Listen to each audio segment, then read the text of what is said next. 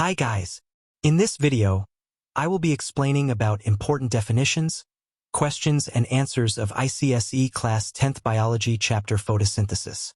So take your own time and watch this video. Sit back and relax. What is photosynthesis?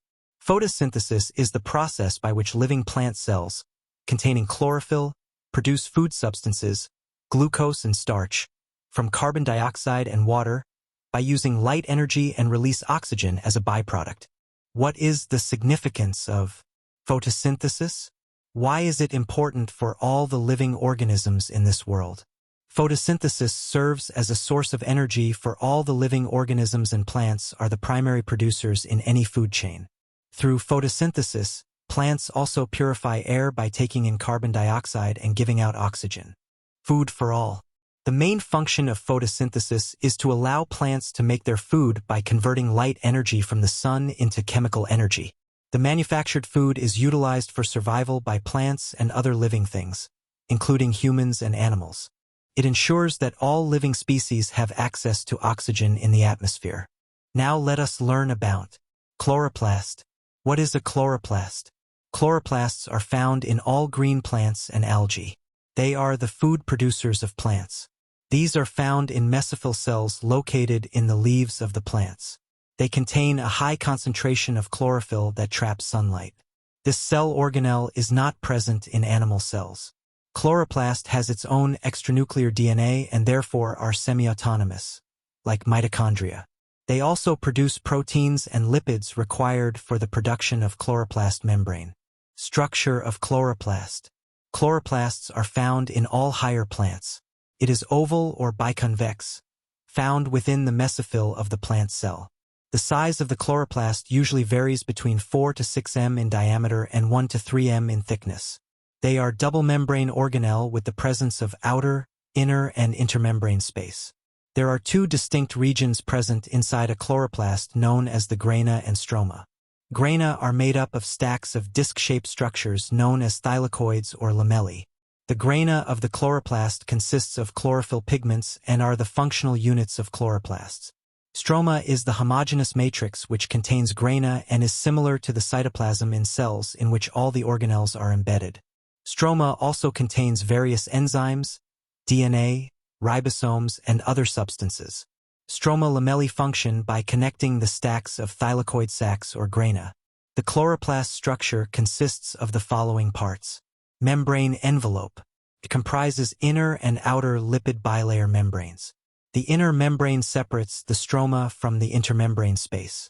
Intermembrane space. The space between inner and outer membranes. Thylakoid system. Lamellae. The system is suspended in the stroma. It is a collection of membranous sacs called thylakoids or lamellae. The green-colored pigments called chlorophyll are found in the thylakoid membranes. It is the site for the process of light-dependent reactions of the photosynthesis process. The thylakoids are arranged in stacks known as grana, and each granum contains around 10 to 20 thylakoids. Stroma. It is a colorless, alkaline, aqueous, protein-rich fluid present within the inner membrane of the chloroplast present surrounding the grana. Grana. Stack of lamellae in plastids is known as grana. These are the sites of conversion of light energy into chemical energy. Chlorophyll. It is a green photosynthetic pigment that helps in the process of photosynthesis. Also read light-dependent reactions. Functions of chloroplast. Following are the important chloroplast functions. The most important function of the chloroplast is to synthesize food by the process of photosynthesis. Absorbs light energy and converts it into chemical energy. Chloroplast has a structure called chlorophyll which functions by trapping the solar energy and is used for the synthesis of food in all green plants. Produces NADPH and molecular oxygen O2 by photolysis of water. Produces ATP adenosine triphosphate by the process of photosynthesis. The carbon dioxide, CO2, obtained from the air is used to generate carbon and sugar during the Calvin cycle or dark reaction of photosynthesis. Now let us move on the next topic: opening and closing of stomata mechanism. What is the potassium pump theory? Solution. K+ ion theory, potassium pump theory, was proposed by Leavitt in 1974. He states that during light starch is converted to PEP, phosphenol pyruvic acid, which combines with CO to form oxaloactic acid, OAA, and finally to malic acid. This malic acid dissociates into malate anions and H ions in guard cells. H ions are transported to subsidiary cells and in exchange of which K ion move inside guard cells. This is called ion exchange. K ions are balanced by malate ions present in guard cells and also by taking in some Cl ions. This ion exchange occurs by the expenditure of ADP energy.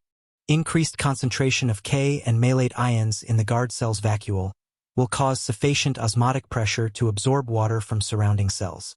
This in turn will increase turgor pressure of guard cells and lead to the opening of stomatal pores.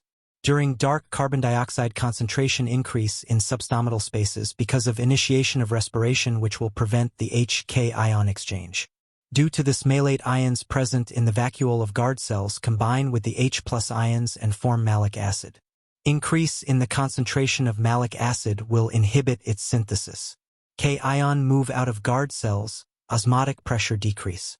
Water will move out of guard cells into subsidiary cells which make cell exit and cause the closure of stomatal pore.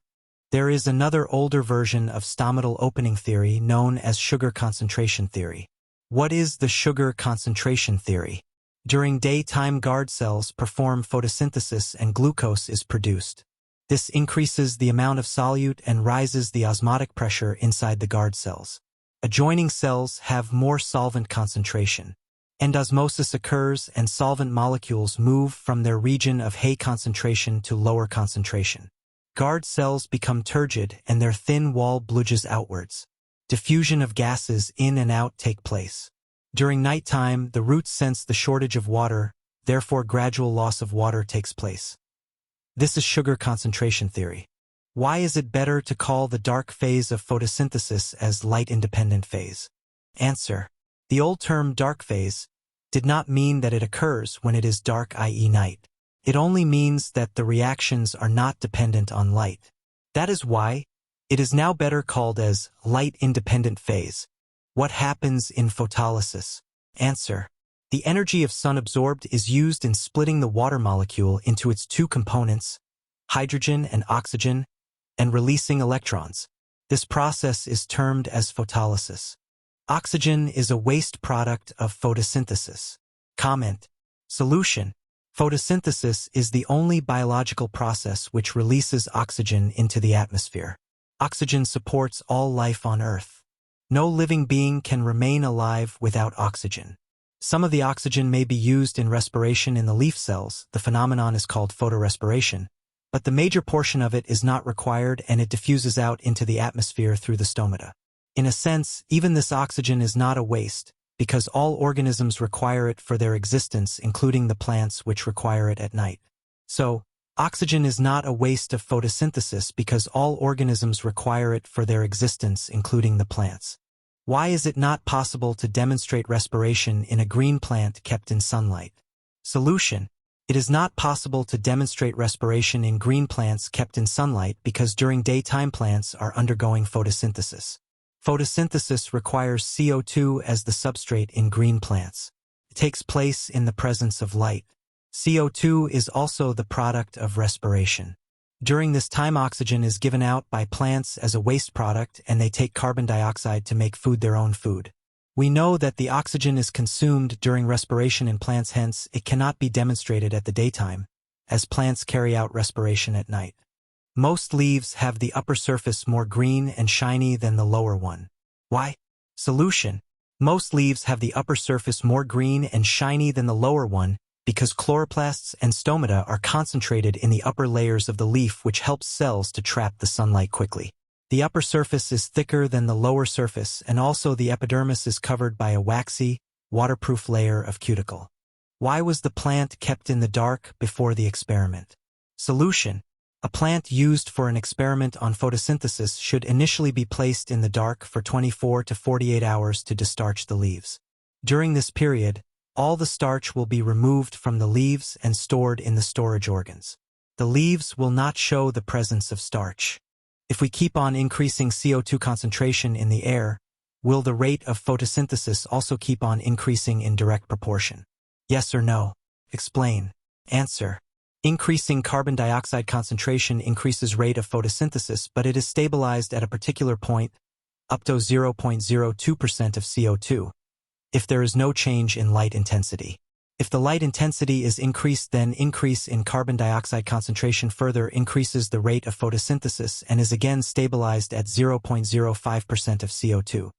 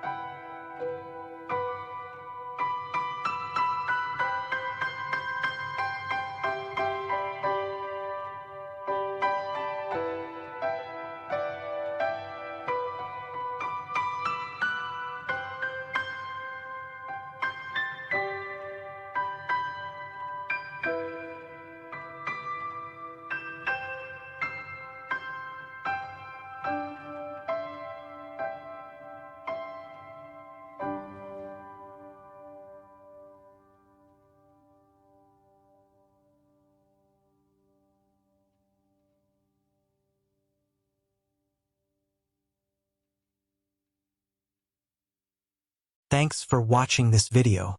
If you like this video, don't forget to subscribe our channel.